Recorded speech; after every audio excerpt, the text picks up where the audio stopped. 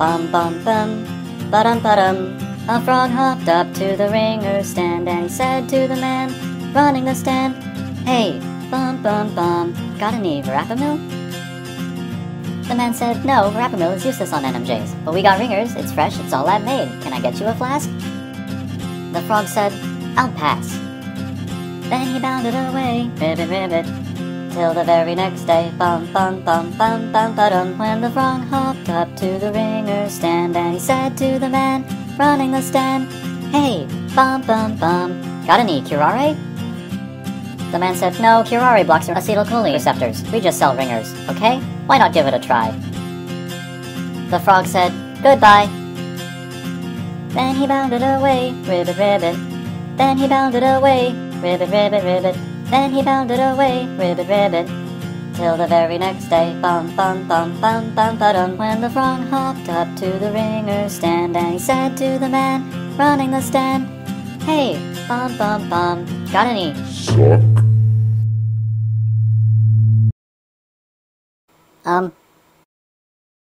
I'm sorry, what were you asking?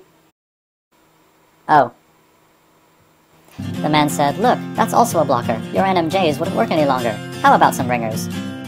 The frog said, "I'd rather eat my fingers." Then he bounded away, ribbit ribbit. So we measured the effects of verapamil on the neuromuscular junction. We first measured the max map amplitude and the synaptic delay for our control, so before verapamil was added, and we got 38.29 millivolts as our max map amplitude and 1.91 milliseconds as the synaptic delay. Verapamil is known to be an L-type calcium channel blocker, but L-type calcium channels are only found on smooth muscle and cardiac muscle. Therefore, when we add verapamil, we should not have seen any effects on the max map amplitude or the synaptic delay. However, we did see a decrease in our max map amplitude, so it decreased to 23.99 millivolts, and our synaptic delay increased to 2.14 milliseconds. There are different reasons why this could have happened. The first reason is that there could have been some kind of equipment fault where we didn't either set up the connection properly, or our nerve was too dried out when we added the drug. Therefore, it caused the max map to go down. We can assume this because our max cap amplitude also ended up decreasing from our control to after we added verapamil, from 3.10 millivolts to 2.49 millivolts. Another reason, after we conducted research on the effects of verapamil, is that there are some experiments that prove that verapamil can cause a neuromuscular block. And the reason that verapamil might cause a neuromuscular block is because calcium release and acetylcholine are closely linked to each other. And if calcium release goes down, it could cause conformational changes in acetylcholine, which means that when acetylcholine is released from the presynaptic neuron, it will either not bind to the receptor properly, or not enough acetylcholine will be released from the presynaptic cell. Therefore, what will end up happening is that the nicotinic receptor, once binded to the acetylcholine, won't be able to release, won't be like the influx of sodium won't be as high as the control value. Therefore, less sodium going out would cause less motor fibers to get recruited, and therefore a smaller map amplitude, which is what we saw. So then the reason for synaptic delay increasing also is that now that there's more time from the presynaptic cell to release acetylcholine, for the receptor to bind to acetylcholine and then release enough sodium that it can reach threshold to generate a postsynaptic potential, is going to increase, because now the decrease in the calcium ions is going to affect the acetylcholine release. And even though the decrease isn't that high, there's still a decrease, and that amount of decrease can be accounted for by the effects of verapamil, which causes a decrease in calcium channels, and the decrease in the calcium causes effects on acetylcholine. There have been other research that has also proven that there are small L-type calcium channels in between the nicotinic receptors, so then which are also helping cause the influx of sodium. Therefore, once we start affecting the L-type calcium channels, we're once again affecting the acetylcholine release and the binding of the neurotransmitter to the receptor, and then affecting the postsynaptic potential. Therefore, these are the results of verapamil and the neuromuscular junction, and the mechanism behind our results that took place. Before succinylcholine was dripped onto the gastrocnemius muscle, the maximum map was recorded at 9.484 millivolts, and the synaptic delay was recorded at 1.44 milliseconds. This is our control.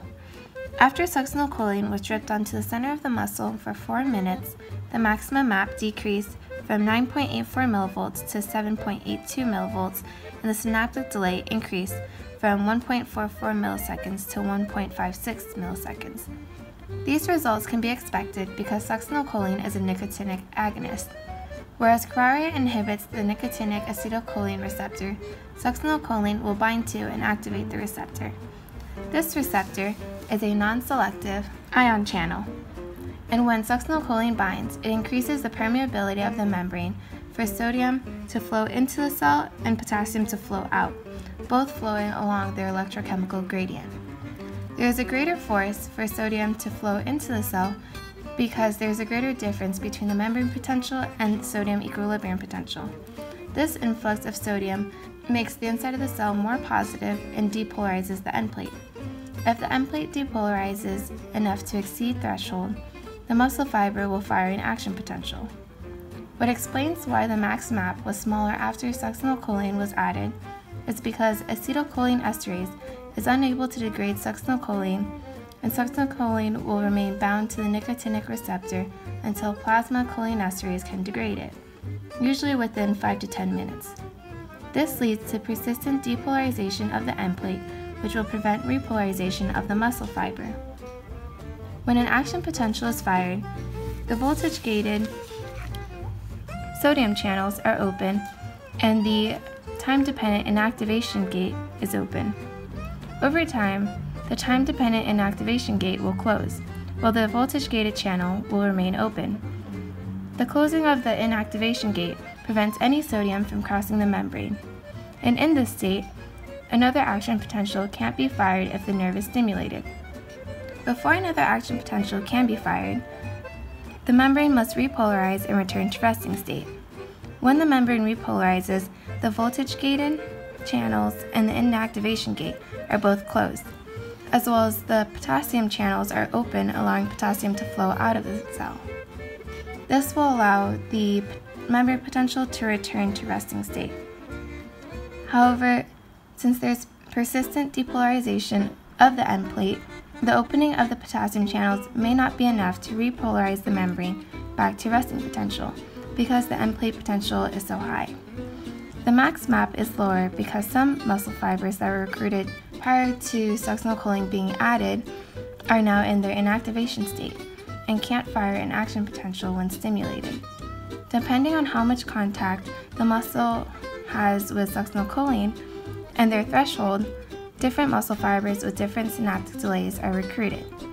Why the synaptic delay is longer after succinylcholine is added is possibly because those with the lowest thresholds are in the inactive state and those with the higher thresholds were recruited.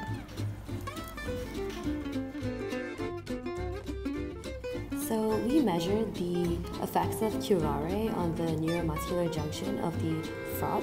So we first measured the control max MAP amplitude and the synaptic delay before any drug was administered, and we got 17.5 millivolts as our max MAP amplitude and 1.53 milliseconds. After we dripped the curare onto the neuromuscular junction of the frog, our max MAP amplitude decreased to 10.5 millivolts and our synaptic delay increased to 1.58 milliseconds.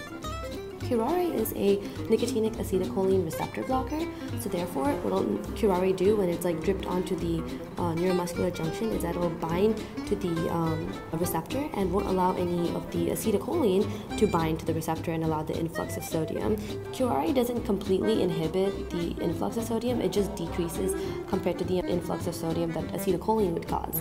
Therefore, when the lack of sodium will come through the receptor, a smaller MAP will be generated, which is seen in our results because our max MAP amplitude decreases. Because less sodium will only be able to innervate the muscle fibers who have lower thresholds compared to muscle fibers who have higher thresholds, who the lack of sodium won't be able to innervate. The synaptic delay was measured off two different things. It was based off the conduction velocity and then the MAP latency. Our MAP latency ended up increasing because it took time from the start of the stimulus to the start of the MAP, because now there's less sodium ions coming through the receptor because of the block of curare. Therefore, it's going to take a little more time for the amount of sodium ions to generate to cause a postsynaptic potential. The time difference will be taken into account when we measure our synaptic delay, where you see the slight but still increase in the amount of the synaptic delay. Therefore, you see these inhibitory effects of QRA on the max map and the synaptic delay.